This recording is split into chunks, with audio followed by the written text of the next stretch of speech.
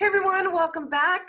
And Museo del Barrio is holding its 44th annual Three Kings Day virtual celebration, with this year's theme being Fuerza, Colectiva, celebrating our roots and diversity. And this celebration honors and embraces the community's collective strength in response to the pandemic and injustice and the cultural contributions of the African diaspora. Joining us to tell us more, please welcome in Museo del Barrio's Director of Government and Community Affairs, Ana Chireno. Hi, Ana. Hola, Rhina. ¿Cómo estás? Oh, we are doing, darling. We are rolling, and we are still remaining festive and celebratory. Thank you for taking the time to be with us today to share, what we have to look forward to in the new year.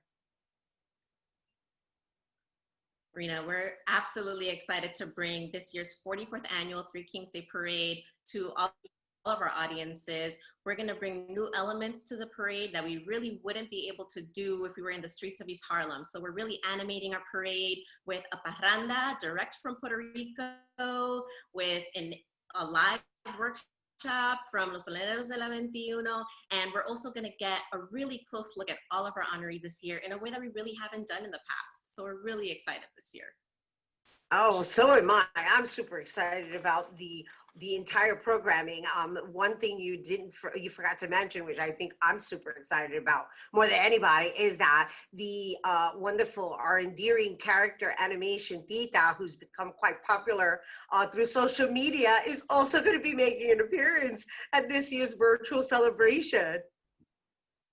Absolutely. We have some collaborations that are brand new this year, including Tita, brought to us by our beloved Victor Cruz, who's been part of the parade in different iterations for many, many years now. So we're really going to be able to introduce a wider audience to his popular character. And as well, we're also going to be collaborating with Teatro Sea to bring us a puppet workshop. So we're really including new elements to this year's parade to really make it exciting and bring all the cheer that this holiday is associated with. Yes, and I just want to share with our viewers that part of the reason I'm so well versed in it is because I'm going to be hosting it, and on top of that, I'm directing it as well. You're bringing your expertise to us. Rhina really wouldn't be able to have a program of this caliber without all of your TV expertise. You've really had to learn in a short amount of time how to produce virtual programs. And so we're so happy to have you as our cinematic director and also our host. Oh, well, I really enjoy working with you guys. You know, this is an annual event I look forward to. I mean, normally I would be out in the street doing a Facebook Live takeover for them and introducing everybody as best as I can, marching in the actual parade. So I am with you, Ana, in saying that this is going to be a really interesting rendition of it, because we're going to be able to share a lot of little details that we normally aren't able to really capture, even though they're captured, really share, because we're all in motion and moving, and everybody's hung up on the camels. Unfortunately, we can't incorporate the camels because, well, again, that's a physical function that we were unable to accomplish. Pero you're gonna get to meet all the honorees, which is lovely. You want to share as many as we possibly can, because there's a lot. Well, I do want to say about the honorees that usually in our in-person parade in the past, we've really highlighted the kings. They're the stars, and they're the people in our community that are really visible and have an important message to share with our audience. But this year, we get to really take time and listen to our madrinas and padrinos, which are a really important part of our program. They're really the unsung heroes, the folks that are doing the work on the ground, that are really changing people's lives in real ways. So not only do we get to hear from our marvelous kings, which this year include Felix Matos, the first ever Latino chancellor of CUNY, of the nation's largest public education system. Also Juan Sanchez, an artist, New Rican artist that's near and dear to El Museo's heart. He was really impactful in the early stages of El Museo. So we're really, really happy to be honoring him. It's it's really his time to be honored, and it's really a joy to be able to honor him this year, as well as Rosa Clemente, who's a Bronx-born scholar, activist, political commentator. She's been talking about Afro-Latinidad, or the African diaspora in our Latino communities since before it was cool. So we're really excited for that slate of kings. But we also have so many madrinas and padrinos, including some from the Bronx. So we have Loira Limbal, who is an Afro-Latina filmmaker, Dominican, and not only does she produce films about our lives, most recently creating a film about a 24-hour daycare center, which is an environment we all know as part of our communities. She also mentors young Black and Brown filmmakers that are coming up in the industry, which is so important. We also have Edmundo Martinez. He is from the Bronx, community organizer, creating programming in Concrete Plant Park, which shows the resiliency of our community. It was a former concrete factory and is now a waterfront park in the Bronx, and he creates programming to bring the community into the park. So we're really excited for all of our Madrinos. Yeah, we've had him on the show. We've had him on the show. And I wish we could go into every single madrina and padrino that's being honored, but we can't go into full detail because we don't have the time for it. But I do want to mention that Calixto Chinchilla is also one of the honorees from the New York Latino Film Festival, the founder. And then there's the young ladies who created the El Barrio Fridge, which I can't remember their names off the top of my head. Maybe you can. There's a lot.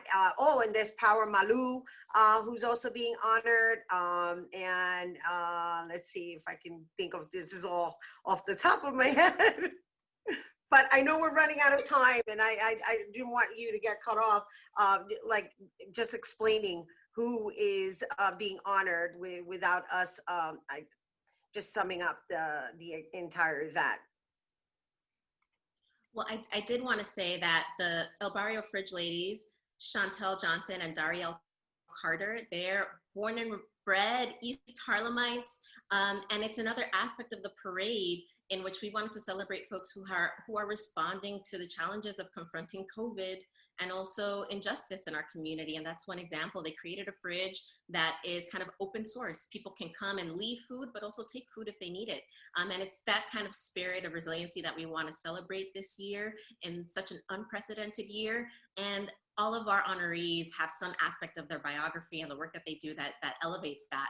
And you're just gonna have to tune in to find out all of the amazing honorees that we're honoring this year.